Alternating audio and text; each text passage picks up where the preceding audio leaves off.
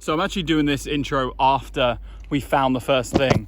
But basically I just came out on a walk to an area where she told me that she'd seen some artificial cover lying around. So we thought, let's go take a look. We've already found something, so let's just cut straight to that. Oh, grass snake.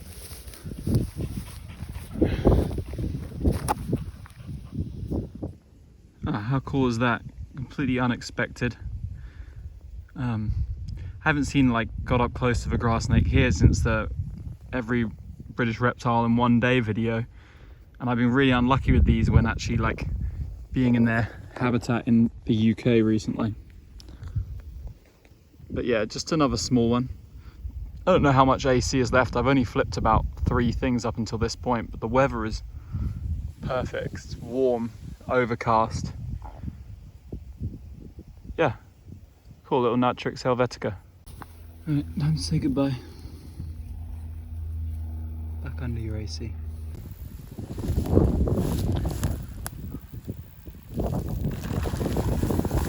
Oh, big grass snake.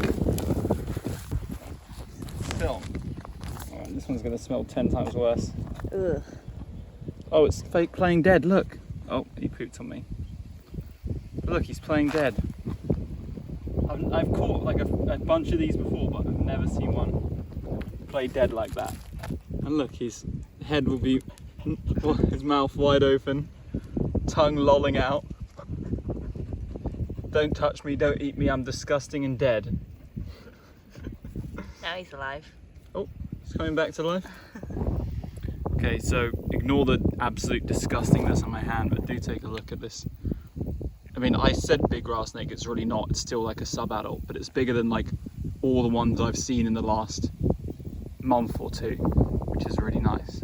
And this one's so, the sort of playing dead was a behavior I've really never seen before, because I rarely ever touch these when I do find them. But he's come back to life now, so I'm just gonna let him go straight back under his felt, I guess. Go away, dog. Oh no, don't play dead again. Oh, he's playing dead again. Look, just releasing him. Look at that awesome under belly pattern though. Okay, that's so cool. I just want to catch this for a bit longer. Just like an American hognose snake. I'm gonna get this hand out because that's revolting. Oh, he comes back. He's no longer dead, and he's gone. Bye bye. But you can attest that there is plans to destroy this entire marsh area, right? Yeah, they want to build Paramount theme park. I think they're actually intending to keep the marsh area that's behind the trees, but they want to keep all of this area with the road and the mast, and all the private land ahead will be gone. Yeah. You can go through here. Yeah, I can see more felts over here. Yeah, this is to the pond. Oh, it is funny that under the first 4 we got 2 grass snakes, and under the following, nope, there's a grass snake right there. Gotcha. Can't believe it, just as I was saying that, I spotted one hiding deep down. There's not any more, is there? No. I don't really feel like getting completely musked up by this guy, so I'm going to set him back very quickly once I give you a little look. Less banded than the other ones I found, I think. But yeah, cool observation. And I'll put you right back there. Bye-bye. Ooh, fast. We've already seen a few really nice things. There's a huge one under here, look. Not a huge one, same size as the other ones. In shed, number 4. You can see the blue eyes, indicates that it's in slough. Let's put him back. Oh, a big hiss from you. Did you hear that?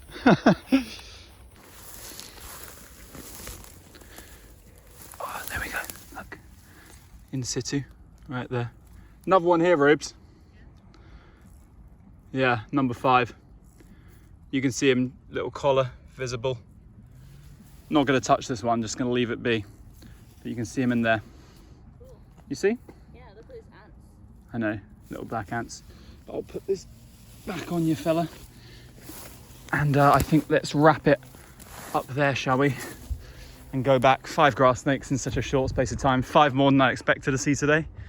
So I'm happy to leave whatever ones might be under there for today. Just look at that weather. So good. No surprise we saw so many. Okay, quick interlude. If you've made it this far in the video, you're definitely interested enough to subscribe to the channel. It will help me grow. I'm still very small, so that will be awesome, and I will remember you as a founding member. So I'd really appreciate that. Also, check out this sick t-shirt I'm wearing. That's available in the description, davidsfeed.com, which is another thing I work on, but back to the video.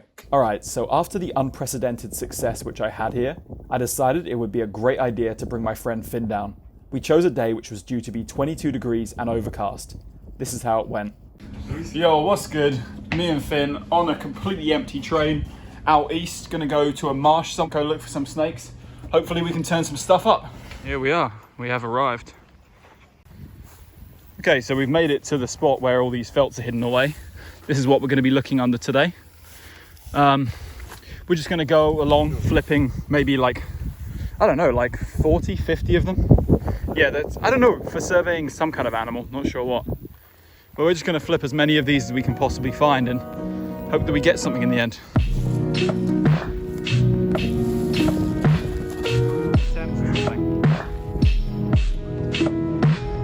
Cricket. Good one. Perfect. Now. But one of the best things about being out in nature is the beautiful scenery you get to behold. So here we have some long grass. In the background we have some huge blackened chimney with a sort of concrete making plant there, and also these massive like electrical pylons, which you think it's the crickets making a noise, but it's actually the electric buzzing in the air. And we just found 2 grass snakes. I found this one just on the edge, and then as I was holding this one, we saw one swim across into the reeds on the other side. We were actually losing hope. Like, we were like, it's way too hot. Every felt on the ground is super hot to the touch. But there we are. There's a sort of sub-adult, young adult grass snake. Very, very brown pattern. I don't know how well you can see it. Well, yeah, you can see now that Finn's taken the camera from me that it has like, I think this one is very, very brown. Like often they're a bit more olivey green above, but this one has a real sort of brown texture, which probably comes out well when you put it against the green of this. And look at that. Yeah, look at that bright yellow. Like, this is some of the most yellow, neutral sort of yellow spots collar I've seen on one of these guys. This one's not very long, like what, 40 centimeters? So yeah, sub-adult, but yeet. All right, there we took a couple in-hand photos, and we're going to put it right back where we got it from.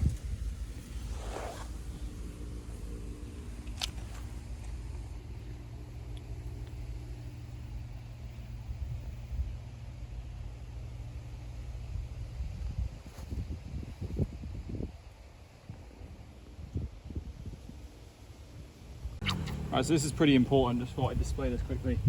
Obviously, because we're thinking we're probably going to handle more than one snake today. Got to make sure to properly sanitize our hands each time and make sure we're not spreading bacteria between snake to snake. Don't usually include this, but thought I would this time. Okay, I needed to flesh out this video a bit, so I've dug back a couple weeks and found some cool footage which didn't fit into any of the other videos. Check it out. Yo, what's up? So I just hopped off the plane from Germany, and I realized I was right by my favorite snake spot in Greater London. And I figured, you know, I've got all my stuff on me, phone's full of charge, why don't I check it out? So we're gonna get out and see if we can find any adders. Yeah, adders. Last time I came here, we handled a couple out of like the 6 or so adders we saw. But today will be a strictly in situ day. That was just an exception. So first we're gonna scope out a spot where I know there's a few large adders. The ones mostly that we photographed last time. I think I can see one already. Wind's bad, but I believe that's one basking just about center next to there. Let's see how close we can get before she shoots off. Yeah, it's definitely an adder. Can I see 2? Yes, I can see 2. So there's one on the left here. See at the end of my fingertip, and there's one. I can see it in my eyes, but not on the camera. There, so at the very end of my fingertip now. Let's approach them, shall we? Oh, that one's heading off. That one's scooted already. Let's go and take a quick look. Oh, is that 2 basking there? Wow, there's 3. Look at that.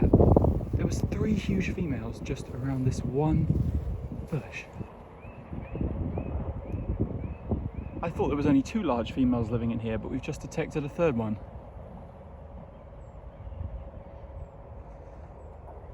That's really cool.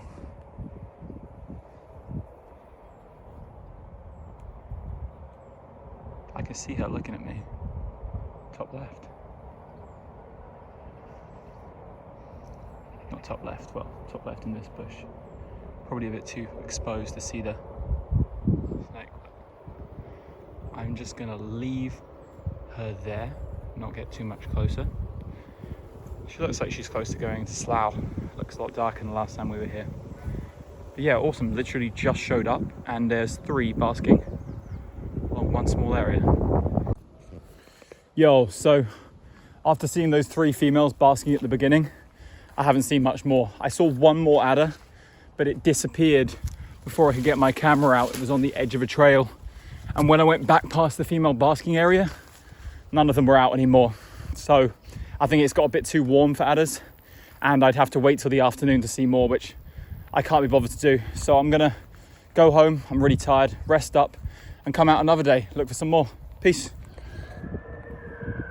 I can actually see all 3 female adders right now basking along here, but they're all so concealed, there's no point trying to video them with the camera. Come on, look. Coming out. Just as I finished filming that sequence, the biggest female of the bunch is just coming out to bask. I'm gonna have to zoom in, so the quality's gonna be bad, but finally we get a chance to see one. She's looking extremely full of babies, and we'll live birth these later in the year. There is another one to the top right, just in, I'm not going to move because I'm going to point to it, but I can't see it on the phone screen, so you definitely won't be able to. But this big girl is in the process of coming out towards us.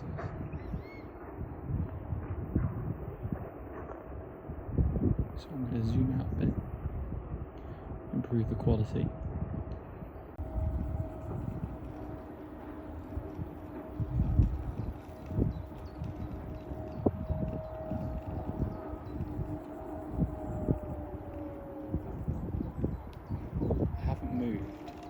So I'm assuming that she just wants to move to a new location to bask. They do this on their own because you can observe them from a distance completely still, come back 2 minutes later and they've moved like a meter away. But once she goes out of my line of sight, I definitely am going to go home. I'm just way too fascinated by observing one of my favourite snakes in the flesh, just going about its natural business. The head and the eyes just sort of centre right, staring at me.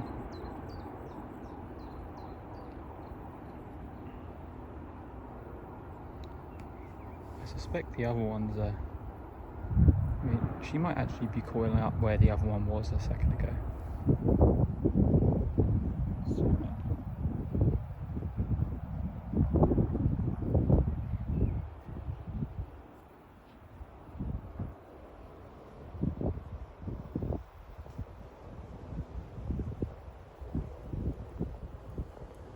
You can see the other one is right underneath. I told you, these two just like to sit on each other. I'm not sure why, it's just what they seem to be doing. I'm gonna, one just bolted, I think the other one disturbed it. But this one is just, it's so hard to see on the video, but you can see the, I'm just gonna creep backwards, creeping away. And I'm going to leave them to it. Alright, so just look at this. So there's fire engines over there and you can see them using the hose, and this is such a massive issue. Probably the biggest issue facing heathlands in Britain is these fires that start in the summer. it can happen so easily. Someone just, you know, dropping a cigarette on the ground, it's so flammable when we get to the heat of the summer and can wipe out large areas. They do control burns to stop this from happening, but areas that aren't managed properly can have whole populations wiped out by fires and just numbers decimated. I might go try and speak to these geezers and see what happened here, because it's not good. So I don't know how well you can hear me, but I just spoke to the fireman briefly, and this is a wildfire that happened maybe half an hour ago, and they've just been about here with multiple fire trucks trying to put it out, which completely underpins exactly what I was saying earlier about how vulnerable these heathlands are. And not just that, but he told me that this happens multiple times a year throughout the summer here. And I just can't imagine how like devastating that must be to the reptile populations. You know, they can sustain fire, but when the population's in such a small area like this, I don't know, but I'm assuming the rangers will be in contact with the right people, and they're gonna put some tin boards down here and stuff and start extracting the reptiles which are left before the crows and stuff start picking them off. But it's just so depressing to come here and see this, and I see it every single time, but this one's just absolutely massive. You know, you can see them working in the background. We're going to continue to walk, try and keep spirits high, but this is just, yeah, it sucks. I put this final section in as a message about responsibility and consequence. I honestly doubt the people that caused this fire meant to do it, but regardless, fires are one of the major threats to adders and Britain's precious heathlands. So please, if you do love going and enjoying the outdoors in the summer, do not use disposable barbecues, drop cigarettes, or create any fire outside of designated sites. It saves the lives of wildlife and the resources of our emergency services. Thank you. And a massive thank you to everyone who made it to the end of this video. I appreciate it so much. Make sure you drop the video a like and subscribe to the channel if you're not already. Catch you soon. Peace.